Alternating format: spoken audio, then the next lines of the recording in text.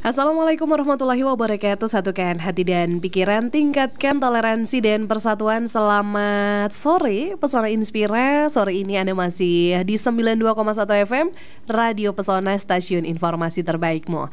Nah, kali ini kita sudah ada di sajian rumpun padi ya. Seperti biasa untuk hari Rabu, hadir rumpun padi, rumpi untuk pangan, pertanian dan perikanan Indonesia. Ternyata sudah di volume ke-8 kita akan membahas tentang penyembelihan hewan kurban di masa penyakit mulut dan kuku. Tidak terasa banget ya Pesona Inspira, kita sebentar lagi akan merayakan Hari Raya Idul Adha. Pastinya akan ada penyembelihan hewan kurban, namun kali ini COVID-19 sudah mereda, namun ada penyakit untuk hewan PMK yang biasa kita kenal atau penyakit mulut dan kuku. Jadi seperti apa kira-kira penyembelihan hewan kurban di masa penyakit mulut dan kuku kali ini, apakah aman dan bagaimana caranya? Di studio Radio Pesona sudah hadir dua narasumber yang luar biasa sekali. Ada Dr. Hewan Heri Kuswanto, medik veteriner muda. Saya sapa dulu, selamat siang Dr. Heri. Selamat siang Mbak Mita. Apa kabar siang hari ini? Sehat. Sehat, alhamdulillah. Dan selain Dr. Hewan Heri juga ada dari Sekretaris MUI Wonosobo, Dr. Andes Haji Toharotun. Selamat siang Bapak. Selamat siang, Assalamualaikum warahmatullahi wabarakatuh. Waalaikumsalam warahmatullahi wabarakatuh. Apa kabar, sehat Bapak? Alhamdulillah sehat. Nah, ini ada dua narasumber yang hadir di studio Radio Pesona kali ini. Untuk Pesona Inspira yang mau gabung, mau tanya-tanya, silahkan langsung saja di 0823 2383 999 karena kita masih akan ngobrol sampai di jam 4 sore nanti ya. Jadi langsung saja untuk tanya-tanya terkait penyembelihan hewan kurban di masa penyakit mulut dan kuku ini seperti apa. Dan ditunggu kebersamaannya sampai jam 4 sore nanti Pesona Inspira. Nah, kali ini kita akan ngomongin soal PMK dan hewan kurban, karena memang ini mau nyembelih tapi kok masih di masa pandemi PMK gitu ya. 10 hari lagi insya Allah kita akan bertemu dengan Hari Raya Idul Adha. Warga muslim yang mampu tentunya akan melaksanakan ibadah kurban. Saat ini di negara kita sedang terjadi wabah penyakit mulut dan kuku atau PMK. Sudah ribuan sapi, kambing dan domba yang tertular penyakit ini. Kondisi seperti ini tentu membuat masyarakat harus lebih berhati-hati dalam memilih hewan kurban. Pemerintah daerah Kabupaten Wonosobo telah berupaya hadir untuk memberikan edukasi maupun penanggulangan PMK ini. Seperti tahun-tahun yang lalu, menjelang Hari Raya Idul Adha, Dinas Pangan, Pertanian dan Perikanan bekerja sama dengan MUI Kabupaten Wonosobo melaksanakan kegiatan sosialisasi maupun BIMTEK Juleha atau jurus sembelih halal khususnya bagi takmir masjid. Dalam beribadah agar amalan diterima, selain harus ikhlas karena Allah, juga pastinya Pesona Inspira yang harus dipenuhi adalah syariat yang telah ditentukan. Oleh karena itu, hari ini kita akan belajar bersama-sama tentang ilmu berkurban, diantaranya pengertian, hikmah kurban, teknis memilih hewan kurban, sampai dengan bagaimana cara pembelian dan pengolahan dagingnya agar aman dan sehat di tengah wabah PMK ini. Baik, nah mungkin yang mau saya tanyakan terlebih dahulu kepada Dr. Heri terkait dengan kabar PMK dan situasi suasana PMK di Wonosobo sejauh ini seperti apa, Dokter? Terima kasih. Sebelumnya Assalamualaikum warahmatullahi wabarakatuh. Para pendengar Radio Pesona FM Wonosobo yang kami hormati, kami cintai. Perkenankan kami dari bidang peternakan dan kesehatan hewan, Dinas Pangan, Pertanian dan Perikanan Kabupaten Wonosobo menyampaikan informasi bahwa kaitannya dengan penyakit mulut dan kuku ya. Sebelumnya barangkali sekilas apa itu penyakit mulut dan kuku. Ini penyakit ini disebabkan oleh virus ya, virus namanya aptovirus yang menyerang pada ternak berkuku genap ya, misalnya ada sapi, kerbau, domba, kambing, ada rusa, ada unta juga ya, itu berkuku genap. Bahasa Inggrisnya itu foot and mouth disease ya, foot and mouth disease. Kemudian kalau orang dulu, orang Jawa malah bilangnya gom itu ya, gom itu gomen. Namun sekarang Sudah sejak kemarin bulan Syawal tahun ini sudah merebak dan masuk di Jawa Timur, termasuk pertama kali di Indonesia dan juga di Aceh, dan akhirnya sampai di Wonosobo nih. Di Wonosobo itu sekitar tanggal 8 Mei waktu itu dari Balai Laboratorium Veteriner Wates mengecek 1 ekor kambing yang positif, kemudian 2 ekor domba. Mulai saat itu kemudian sekitar tanggal 20-an Mei itu ya, itu ada juga yang dicek laboratorium itu di Desa Kalikuto, Kecamatan Kertek, dan Desa Wulungsari, Kecamatan Silomerto. Itu 5 ekor sapi sama 3 ekor kerbau. Yang setelah itu terus aja tambah. Untuk kejadian PMK di Kabupaten Wonosobo sampai tanggal 24 Juni 2022 itu sudah ada totalnya itu 1412 ya, 1412 ekor. Sapinya itu 1024 ekor, kerbau 26 ekor, kambing 63 ekor, domba 39 ekor. Yang populasi rentan sebenarnya ada babi, tapi babi sampai saat ini di Wonosobo belum ada laporan ya. Jadi hanya menyerang di sapi, kerbau, kambing, domba. Ini dari jumlah itu dipotong yang terlaporkan ke dinas ya. Itu 10 ekor, kemudian yang mati memang karena PMK ini itu tidak sampai disembelih itu 6 ekor. Penyakit ini memang sangat cepat menularnya, tapi tingkat kesembuhannya juga tinggi dan tingkat kematiannya juga rendah. Seperti itu, Mbak. Ya. Oke, artinya PMK ini menular sesama hewan ya, Pak? Sesama hewan ya, Oke. ya. Dan di Wonosobo sudah ditemukan kasus juga, namun sampai sejauh ini sudah ada 1412 hingga 24 Juni kemarin. Kira-kira ini kalau untuk berkurban nanti seperti apa? Nah, saya mau tanya dulu ke Pak Toharotun ya, karena kita tadi akan ngomongin soal kurban juga. Kita mau tanya nih, bagaimana sih dan apa yang dimaksud dengan kurban atau berkurban nih Bapak, silahkan. Ya, baik para pendengar Pesona FM. Seperti kita tahu, hari ini kita berada di penghujung bulan Zulqa'dah. Tidak lama lagi kita akan merayakan yang namanya Idul Adha. Ada 2 momen penting di Idul Adha itu, ada sholat Id, juga yang tidak kalah penting adalah tentang ibadah penyembelihan kurban.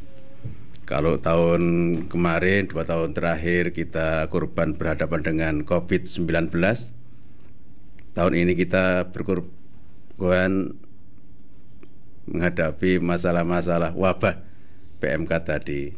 Sehingga melalui siaran radio kali ini mudah-mudahan menjadi pedoman bagi masyarakat, terutama para shahibul kurban dan panitia kurban. Ya, kurban sendiri adalah salah satu bentuk ibadah di dalam ajaran Islam yang berasal dari kata qaruba yaqrubu, kurban wa kurbanan, yang secara bahasa, secara epistemologis adalah dekat dan mendekatkan. Sedangkan menurut istilahi adalah bahwa semua yang diniatkan untuk mendekatkan diri kepada Allah, baik berupa sembelihan maupun amalan-amalan yang lain, itu juga termasuk kurban. Jadi kurban itu ada kurban penyembelihan hewan, tapi ada kurban-kurban lain yang ditujukan untuk mendekatkan diri kepada Allah Subhanahu wa taala. Ya. Baik. Nah, hikmah dari kurban sendiri itu apa nih, Pak? Iya. Hikmah dari ibadah kurban, yang pertama, bahwa kurban itu sebagai bukti cinta kita kepada Allah, sebagaimana ditunjukkan oleh Nabiullah Ibrahim alaihissalam, yang begitu dalam cintanya kepada Allah sehingga beliau sampai dilakopi sebagai Khalilullah. Khalilullah itu kecintaan beliau itu sangat mendalam, sampai relung-relung hati, sehingga apapun yang diminta Allah pasti beliau kurbankan. Sampai anak beliau juga beliau kurbankan karena cintanya kepada Allah. Dan sebagai bukti ketaatan Nabi Ibrahim kepada Allah itu, Ismail juga dikorbankan. Tapi karena Allah tahu bahwa Ibrahim benar-benar ikhlas, sehingga tidak jadi disembelih, tapi diganti dengan kurban yang lain, atau dengan dalam bentuk kibas waktu itu, yang sekarang menjadi syariat Islam, yang kemudian dilanjutkan oleh Nabi kita Muhammad SAW, dan kita semuanya selalu melaksanakan ibadah-ibadah itu. Ada beberapa hikmah yang dapat kita petik di samping bentuk ketaatan dan kecintaan seorang hamba kepada Al-Khaliq, kita kepada Allah Subhanahu wa taala. Kurban sendiri merupakan latihan atau melatih mengasah kepekaan sosial dari si kaya kepada yang miskin. Maka di dalam hadis dijelaskan di dalam hadis, irhamu man fil ardi yarhamkum man fis sama. Kasihilah orang-orang atau apa saja yang ada di bumi ini, sesama manusia, pasti Allah akan memberikan kasih sayang kepada kita. Jadi kalau kita mengasihi orang lain, Allah yang akan mengasihi kita. Irhamu man fil ardi yarhamkum man fis sama. Allah yang akan mengasihi kita semuanya. Kemudian yang ketiga, hikmah dari kurban adalah melatih niat yang benar dalam beribadah atau beramal soleh. Niat yang benar itu ya lillahi ta'ala, kalau bahasa yang sudah kita akrab itu. Jadi bukan karena yang lain, jadi hanya tertuju pada Allah. Yang keempat, merupakan pesta tahunan atau kegembiraan massal dan sebagai ungkapan rasa syukur atas nikmat yang diberikan Allah Subhanahu wa taala kepada kita. Dan sekaligus ibadah kurban itu merupakan syiar di dalam Islam. Makanya Idul Adha kalau tidak ada nyembelih itu hampa itu.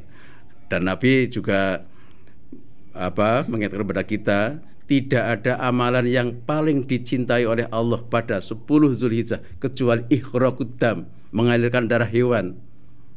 Oleh karena itu, meskipun secara hukum itu sunnah muakkadah atau tidak wajib, tetapi karena begitu keutamaannya ibadah kurban, maka Nabi mewanti-wanti kepada semua umatnya, barang siapa yang mampu tetapi dia tidak melaksanakan ibadah kurban, kata beliau, wala yaqrabanna musallana hadza, jangan dekat-dekat musalaku.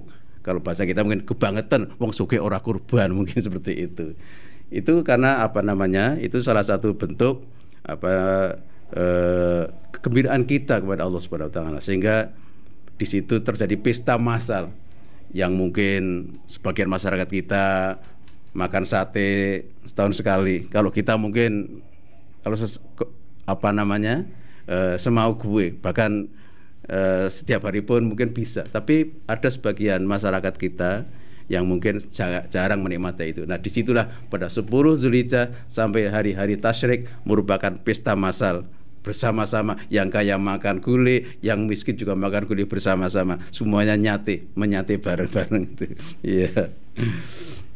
Saya kira itu, Mbak. Oke, artinya memang sepertinya Allah sudah memberikan waktu untuk kita bisa bersama-sama merayakan Idul Adha gitu ya, seperti yang Pak Taharatun katakan, bahwa ya si kaya juga makan, yang kurang mampu juga makan bersama, menikmati ya, sedekah. Ada sedekah di dalamnya, di hikmah dari berkurban sendiri. Nah, yang kali ini saya mau tanyakan kepada Pak Dokter nih, Dokter Hewan, Dokter Heri, bagaimana persyaratan teknis hewan kurban?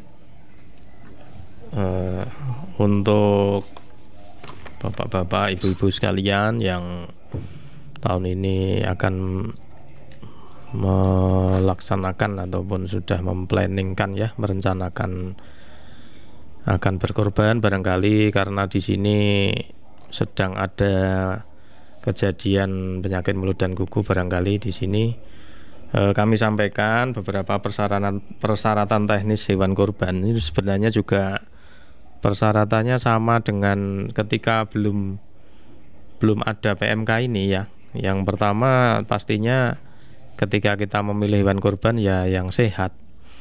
Sehat di sini bisa kita lihat ya tingkah lakunya, kemudian nafsu makannya yang bagus, bulunya mengkilat, kemudian dari lubang-lubang kumlah misalnya dari anusnya tidak ada diare, kemudian dari hidungnya tidak keluar ingusnya dan sebagainya, suhunya normal, tidak demam,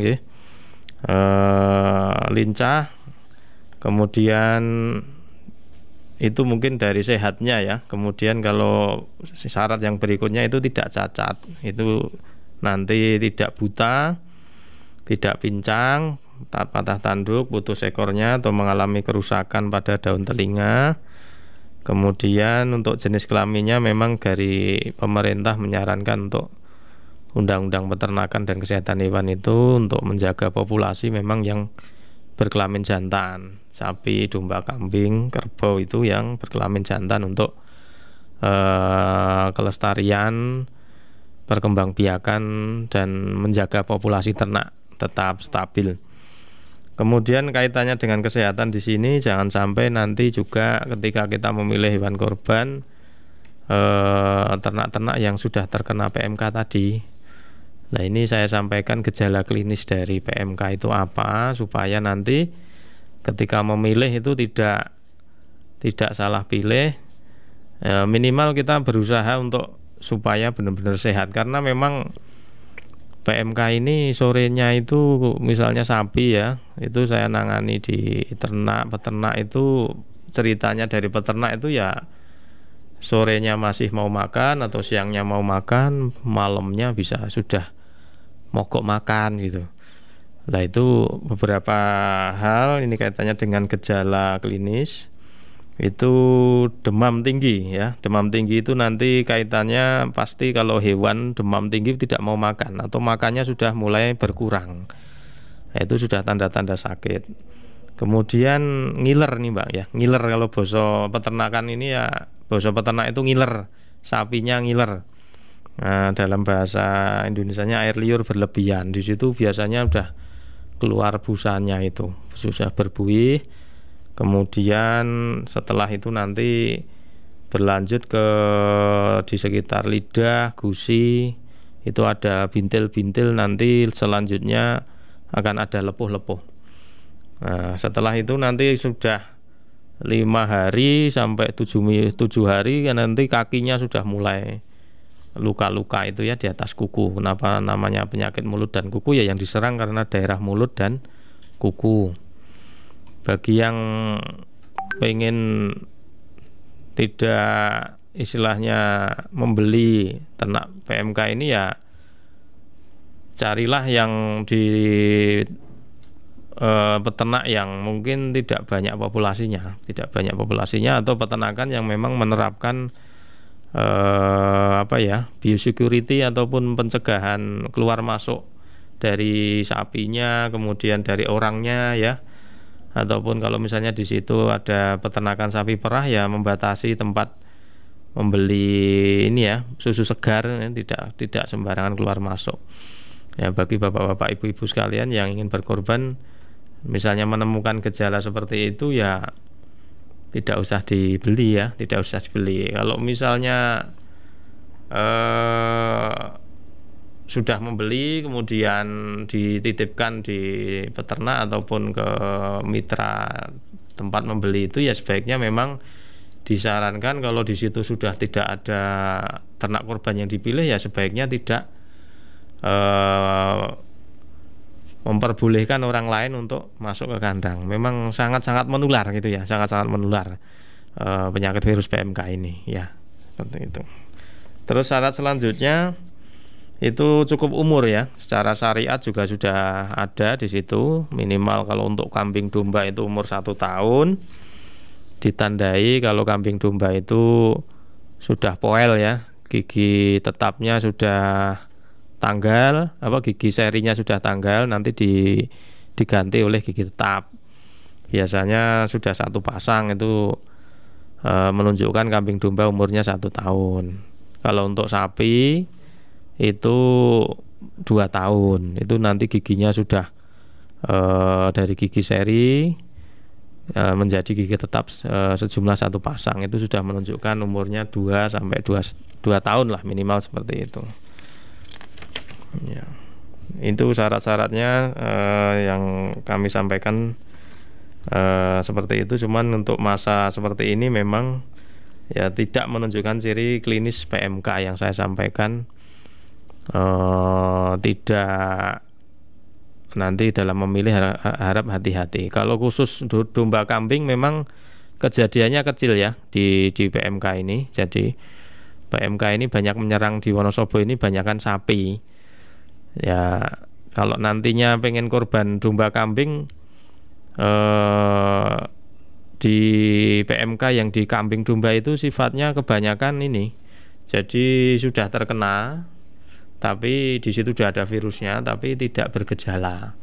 Kalau dulu ada orang tanpa gejala, lah ini ada kambing tanpa gejala, ya. Hewan tanpa gejala, OTG lah. Sekarang ada namanya HTG. Meskipun ada juga laporan yang gejala PMK di kambing domba itu cuman kalau dari persentase atau jumlah tidak sampai 100 ekor itu, mungkin 80 ekor aja masih belum ada gitu. Jadi untuk kambing domba masih sedikit kejadiannya. Jadi apakah monggo Bapak Ibu beralih, atau itu kan suatu kemantepan sih ya.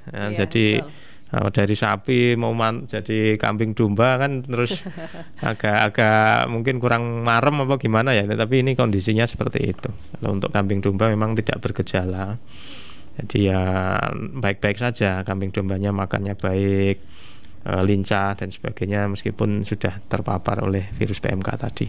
Oke, nah tingkat kesembuhan tadi sempat dikatakan Dokter Heri juga tinggi gitu ya. Sebenarnya siklus dari virus ini ada di tubuh hewan sendiri itu biasanya berapa lama nih? Ya kalau itu istilahnya masa inkubasi ya Mbak Mita ya, kalau di virus. Ibaratnya kalau manusia tuh di karantina 14 hari, nah kalau hewan tuh berapa hari gitu? Ya sama, ini kalau masa inkubasinya dari inkubasi itu ceritanya mulai virus nempel di hewan itu mungkin mulai masuk lewat saluran pernafasan ataupun lewat makanan, lah itu virus masuk sampai timbul gejala itu 2 sampai 14 hari. Jadi nanti timbul gejala itu 2 sampai 14 hari ya, antara mungkin hari ketiga, bisa hari kelima, hari ke-10, nah itu tergantung ininya mulai masuknya itu kapan. Dan tingkat kekebalan juga berpengaruh seperti itu, ya. Oke, jadi itu dia pesona Inspira yang disampaikan oleh Dokter Heri. Nah kebetulan ada yang sudah gabung ini kebetulan karena memang masih nyambung di temanya Dokter Heri. Ini ada Ana di Wonosobo saja mau tanya, kalau misalnya sudah terlanjur beli hewan kurban, kemudian terpapar PMK, apakah ada obat atau vaksin untuk segera menyembuhkan hingga hari raya nanti?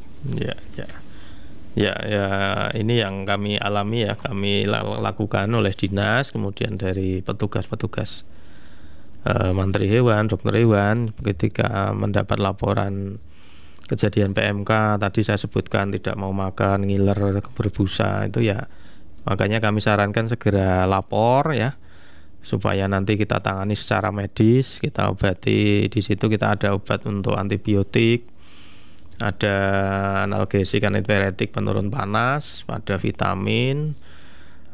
Ini tujuannya sebenarnya untuk mencegah infeksi sekunder. Jadi ini kan penyebabnya virus. Nah nanti virusnya itu nanti akan menyebabkan tadi demam dan sebagainya, tidak mau makan. Tapi di situ nanti pasti ketika ketahanan tubuh si hewan turun, itu bakteri masuk. Nah kebanyakan itu dari hewan yang terkena PMK itu mati itu karena infeksi sekundernya itu, misalnya ada batuk pileknya, itu pasti bakteri ya. Awalnya memang ada juga yang sebabnya virus, tapi itu meler ya, ingusnya banyak. Kemudian ada lagi karena tidak mau makan, bisa berefek ke gangguan pencernaan juga, lah itu bisa berakibat ke kematian.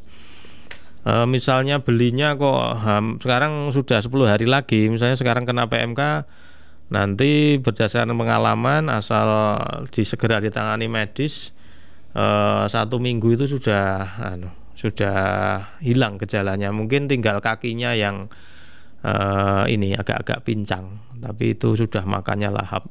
Dan nanti kalau sudah 10 hari bisa luka-lukanya sudah kering, jalannya sudah mulai normal, makannya sudah mulai normal, itu insya Allah sudah kategori sembuh ya. Kalau di situ sembuh.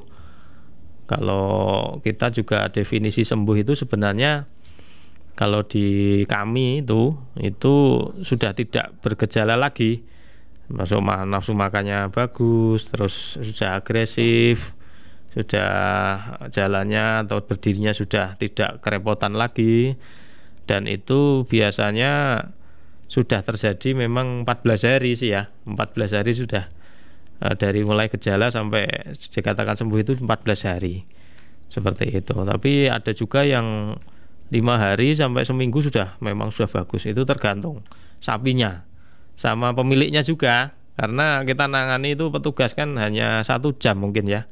Tapi kalau yang menangani hewannya kan 23 jam di situ. Nah, jadi pemilik berperan juga untuk merawat, istilahnya tiap hari. Nanti kita sarankan supaya percepatan kesembuhan dari sapinya atau domba kambingnya itu. Oke, baik, terima kasih nih Dokter Heri. Kayaknya Pesona Inspira kalau mau beli hewan kurban langsung ajak Dokter Heri aja nih kayaknya ya, biar tahu gejalanya nih langsung suntik. Kalau kata Pak Hoirul nggak usah ditanya, langsung nyuntik aja nih hewannya ya, gitu. Ditanya pemiliknya ya. Iya, pemiliknya kita tanya. Iya. Nah, tadi seperti yang dikatakan Dokter Heri ini Pak Toharotun bahwa hewan yang terkena PMK ini mungkin sekarang nih masih ada 10 hari nih, seminggu sudah mulai sembuh namun masih agak pincang. Nah, kategori yang seperti ini bagaimana hukumnya berkurban dengan ternak yang terkena PMK nih? Iya, baik. Di dalam Fatwa Majelis Ulama Indonesia nomor 32 tahun 2022 tentang hukum dan panduan penyembelihan hewan kurban di saat wabah PMK, di dalam fatwa itu dijelaskan secara detail. Yang pertama bahwa hewan yang terkena PMK dengan gejala klinis ringan, jadi dalam kategori ringan seperti lepuh ringan pada celah kuku, kondisi lesu, tidak nafsu makan, dan keluar air liur lebih dari biasanya, hukumnya sah hewan tersebut untuk dijadikan hewan kurban. Jadi kalau ringan itu jadi hanya lepuh-lepuh, kemudian nggak makan, tapi dalam kategori ringan. Nah, ringan itu seperti apa? Itu memang yang ahli itu Dokter Heri. Ya, iya. Orang awam itu nggak paham. Itulah sebabnya perlu syarat keterangan tentang hewan yang memenuhi syarat sehat gitu. Iya, ya. Dari Dokter Heri ini memang nih Dokter Heri harus dibawa kemana-mana. Yang kedua, di dalam fatwa itu dijelaskan bahwa hewan yang terkena PMK dengan gejala klinis kategori berat seperti lepuh juga pada kuku hingga terlepas nyoplok, kalau bahasa kita itu sampai nyoplok kukunya, atau menyebabkan pincang atau tidak bisa berjalan serta menyebabkan sangat kurus, jadi sudah kering, nggak mau makan ya Pak ya. Ya. Itu kategori berat, tidak memenuhi syarat untuk dijadikan sebagai hewan kurban. Tetapi ini ada poin yang ketiga penting nih. Gimana kalau hewan kurban itu sekarang terjangkit penyakit itu? Nah, kalau hari-hari ini ada hewan yang terkena PMK, tetapi pada nanti tanggal 10 Zulhijjah atau hari-hari tasyrik tanggal 11, 12, 13 Zulhijjah itu sembuh, maka hewan itu memenuhi syarat untuk disembelih. Jadi kalau sekarang masih sakit, masih ada waktu untuk ditangani. Dan ini terutama para calon kurban, pekurban atau simbol kurban, atau para peternak yang hari-hari ini masih ada hewan yang terjangkit PMK, maka masih ada waktu. Nanti kalau tanggal 10 Zulhijjah sembuh, maka boleh dijadikan sebagai hewan kurban. Kemudian yang keempat, hewan yang terkena PMK gejala klinis kategori berat dan sembuh dari PMK setelah lewat rentang waktu yang dibolehkan. Rentang waktu yang dibolehkan itu sudah melebihi hari tasyrik. Nah, itu dibolehkan berkurban, tapi sembelihan kurban tersebut dianggap sedekah, bukan sebagai ibadah kurban, hanya sembelihan biasa. Jadi kalau sudah melewati hari tasyrik, sembuhnya mungkin di tanggal 14 Zulhijjah, udah itu nggak masuk kurban ya? Iya, tidak termasuk kurban. Karena kurban itu adalah hari-hari tertentu. Ya tertentunya itu kapan? Yaitu 10, 11, 12 dan 13. Itu. Jadi dalam fatwa itu jelas, kalau fatwa utuhnya itu ada 14 halaman, konsiderannya cukup banyak, kemudian dasar hukumnya juga sudah lengkap. Nanti silakan masyarakat yang ingin mendalami fatwa itu, silakan nanti di mana-mana ada, buka di internet juga ada, yaitu fatwa nomor 32 tahun 2022. Dan nyambung sekalian, ini kan waktunya ini Mbak Mita ya. Jadi bagaimana kita menghadapi ibadah kurban di saat pandemi, di saat wabah. Belum pandemi sekiranya, belum ya, masih wabah itu biasa kan, masih wabah PMK. Jadi umat Islam yang akan berkurban dan penjual hewan kurban wajib memastikan hewan yang akan dijadikan hewan kurban memenuhi syarat sah, khususnya dari sisi kesehatan sesuai dengan standar yang ditetapkan oleh pemerintah. Siapa pemerintah? Yaitu ahlinya di Dinas Peternakan itu. Kemudian umat Islam yang melaksanakan kurban tidak harus menyembelih sendiri atau boleh disembelihkan panitia. Tapi lebih afdal memang nyembelih sendiri. Seperti Nabi juga kurban menyembelih sendiri. Itu lebih afdal. Kemudian umat Islam yang menjadi panitia kurban bersama dengan tenaga kesehatan perlu mengawasi kondisi kesehatan dan proses pemotongan serta penanganan daging baik jeroan maupun limbah dari penyembelihan itu. Kemudian dalam hal terdapat pembatasan pergerakan ternak dari daerah wabah PMK ke daerah lain yang menyebabkan kurangnya stok, maka umat Islam yang hendak berkurban, yang pertama dapat berkurban di daerah sentra ternak, baik secara langsung maupun tidak langsung dengan mewakilkan atau taukil kepada orang lain. Misalnya kita kan tidak boleh mengimpor dari Jawa Timur atau dari provinsi lain. Kita boleh mentaukilkan kepada panitia setempat yang aman, mengirimkan uang, mereka yang membelikan, mereka yang mengeksekusi yang menyembelih, itu juga boleh. Boleh ya Pak ya? Itu jalan keluarnya seperti itu. Kemudian berkurban melalui lembaga sosial keagamaan yang menyelenggarakan program pemotongan hewan kurban dari sentra ternak. Jadi itu salah satu jalan keluar. Mudah-mudahan di Wonosobo bisa disembelih di sini sehingga Wonosobo tetap syiar, masyarakat Wonosobo bisa pesta bersama untuk menikmati daging kurban tanggal 10 Zulhijjah dan hari tasyrik yang akan datang.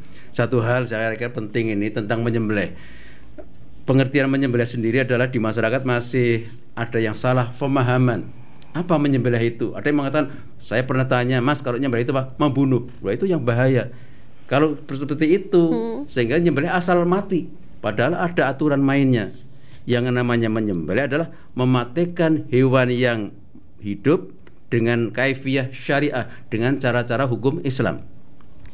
Yang kedua, yang namanya menyembelih itu adalah memotong bagian leher, bagian, bukan dipotong semuanya. Karena kalau sampai kepotong semuanya itu makruh, bahkan itu menjadi tidak baik, itu tidak thayyib.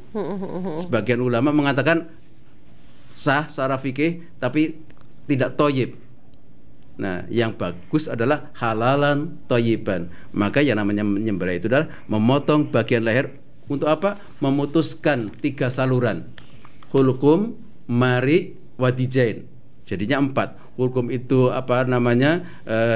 saluran pernapasan, mari itu saluran makan, pencernaan, kemudian pembuluh darah yang ada di kanan dan kiri. Ini yang pada umumnya belum paham. Beda sekali meskipun secara hukum itu sah memotong dua saluran hulkum dan mari, tapi itu kurang toyib. Yang sempurna adalah hulkum mari wadijaini, dua pembuluh darah yang ada di kanan kiri leher hewan itu yang harus terpotong dengan baik. Dan ciri-cirinya kalau itu terpotong dengan baik, maka kepalanya akan bersih hewan itu, karena darah-darah yang kotor itu akan keluar.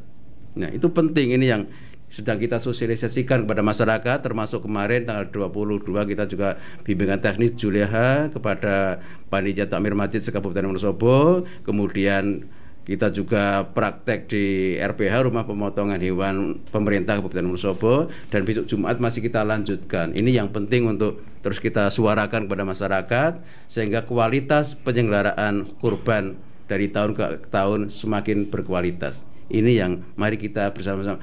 Saya kira Radio Pesona juga peran penting ini untuk menyuarakan kepada masyarakat. Kalau MUI terbatas, alhamdulillah sekarang sudah bersama-sama dengan pemerintah, karena MUI itu sebagai sohibul hukum, mitra pemerintah dalam hal-hal yang baik tentunya.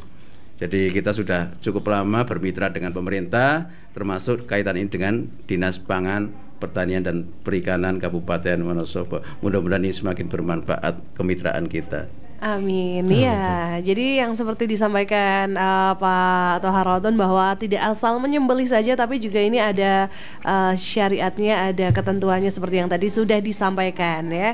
Ini para Juleha semoga kali ini mendengarkan. Jadi besok harus memastikan ada 4 saluran yang terpotong dengan baik. Oke.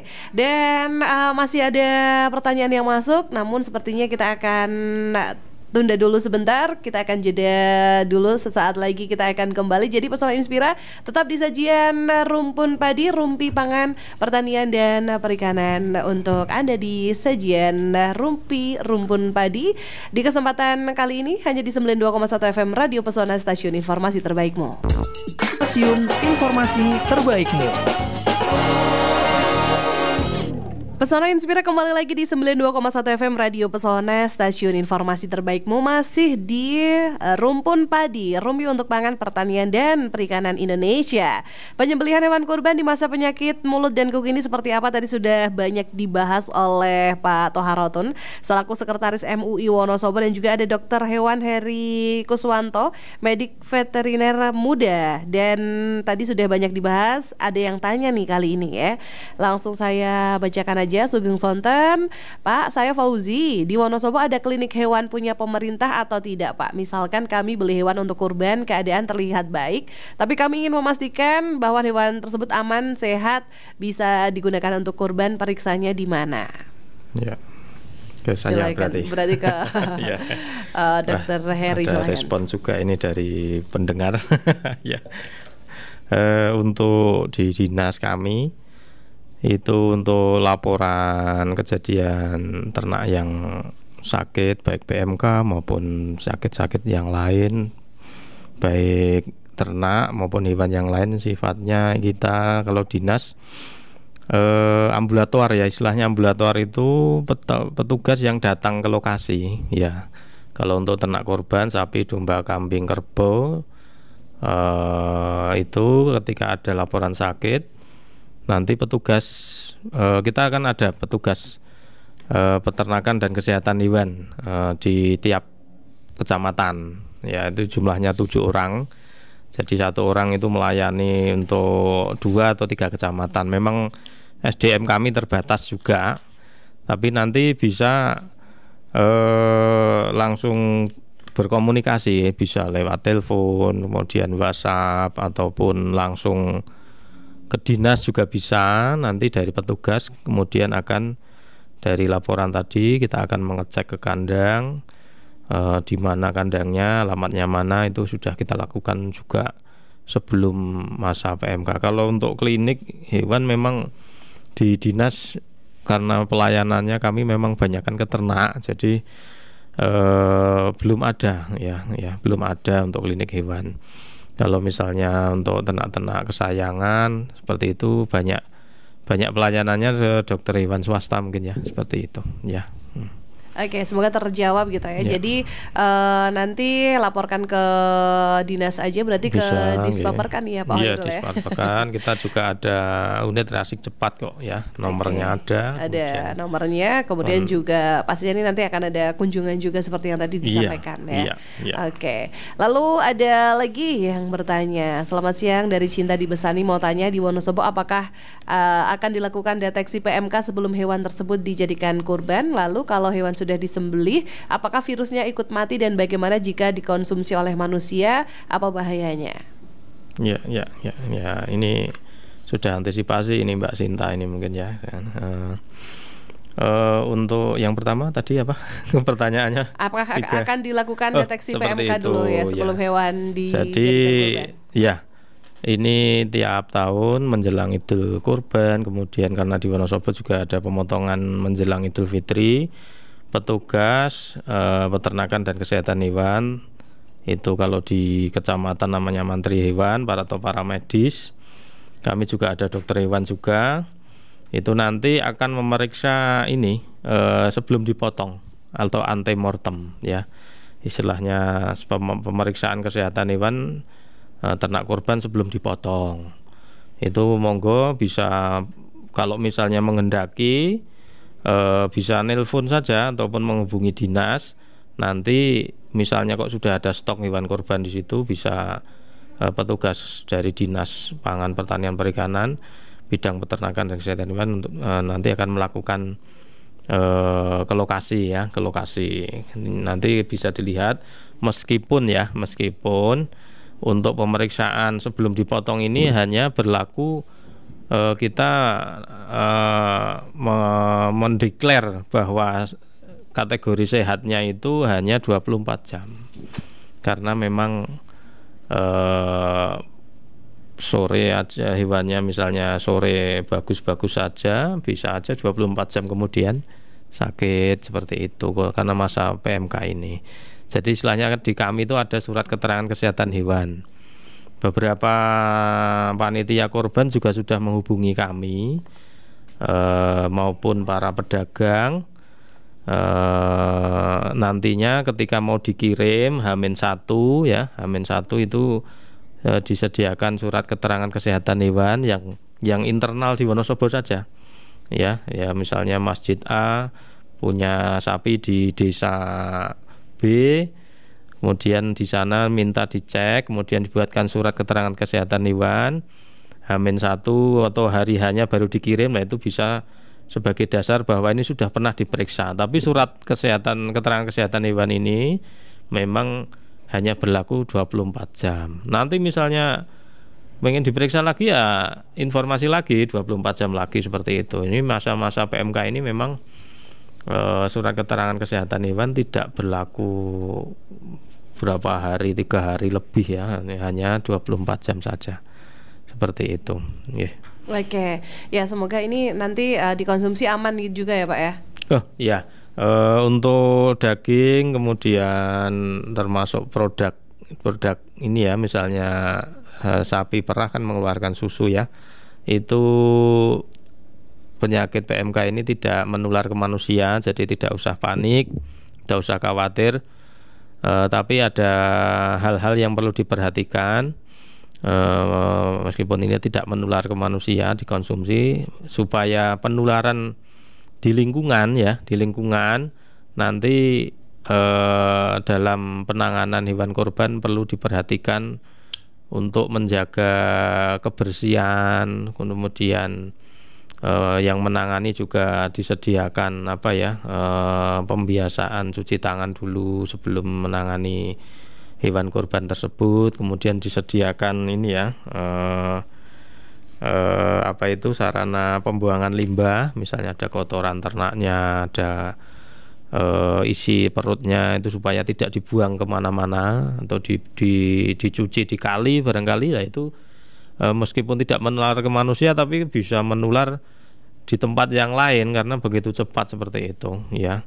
Selain itu juga nanti untuk daging atau susu ya, kalau hewan kurban ini berarti daging ya, itu tidak diperkenankan untuk dicuci, memang tidak diperkenankan dicuci, langsung direbus ataupun misalnya menerima daging di rumah ya dari panitia kurban, itu nanti dipotongi kecil-kecil, misalnya mau disimpan langsung di lemari pendingin dalam freezer ya, freezer bukan kulkas.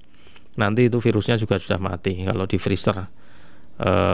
Jadi intinya daging kurban tidak dicuci, kecuali mungkin tadi disampaikan dari MUI pemotongannya tidak memenuhi standar, misalnya kok tempatnya kok di tanah ya, kemudian banyak pasirnya, kadang-kadang dagingnya kan katutan, itu ada daging campur tanah dan pasir. Nah itu bisa diambil dulu ya, diiris ya, diiris tipis, kemudian hasil irisannya ini mungkin nanti akan dicuci langsung rebus.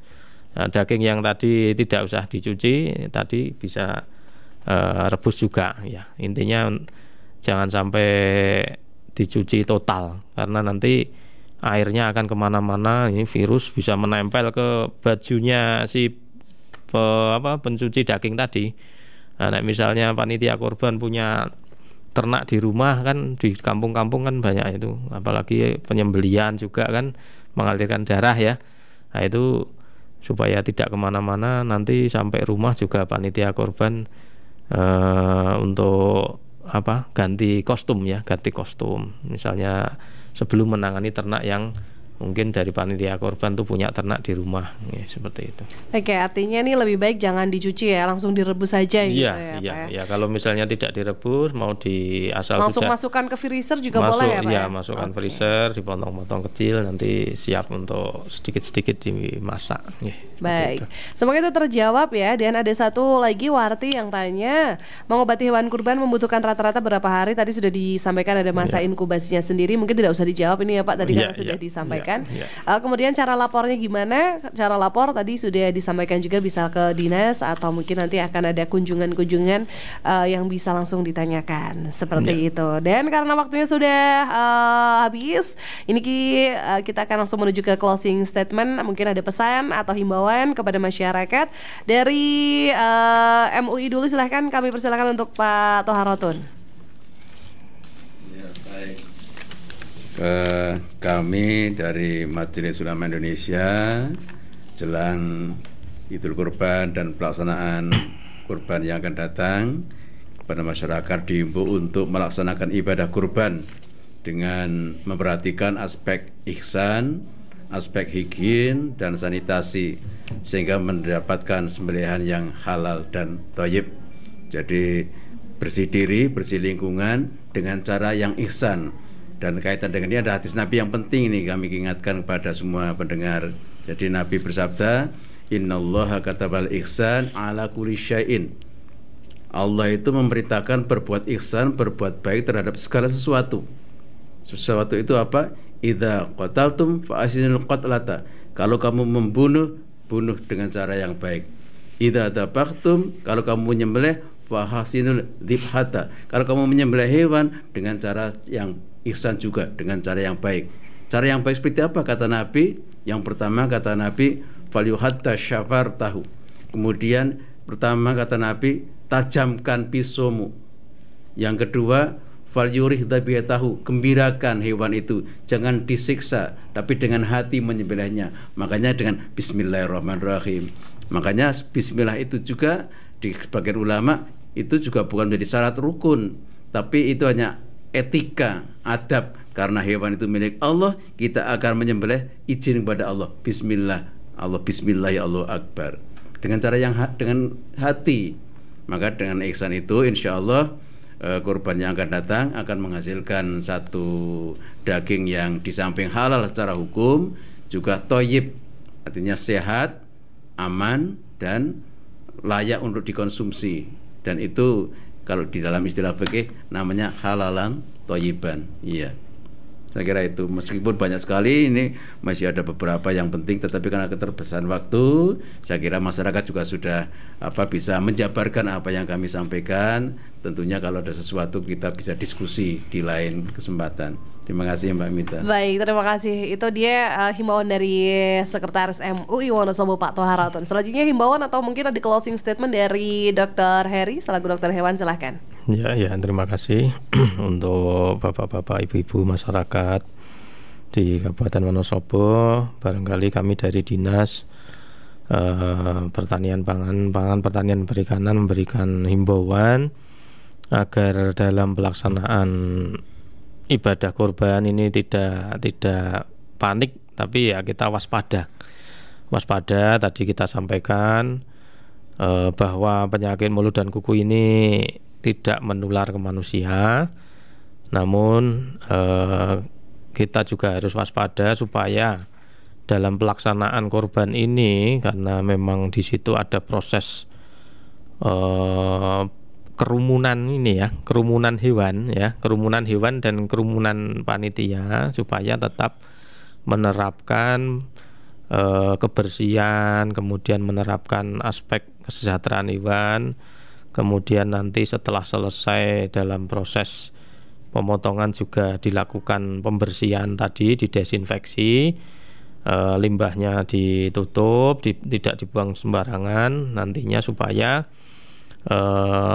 membantu dalam upaya pemerintah Kabupaten Wonosobo dalam upaya menekan, mencegah bertambahnya penularan penyakit mulut dan kuku ini. Di samping juga informasi bahwa ini juga sudah dilaksanakan atau sudah ada vaksinnya ya. Jadi monggo tetap supaya penularannya tidak bertambah.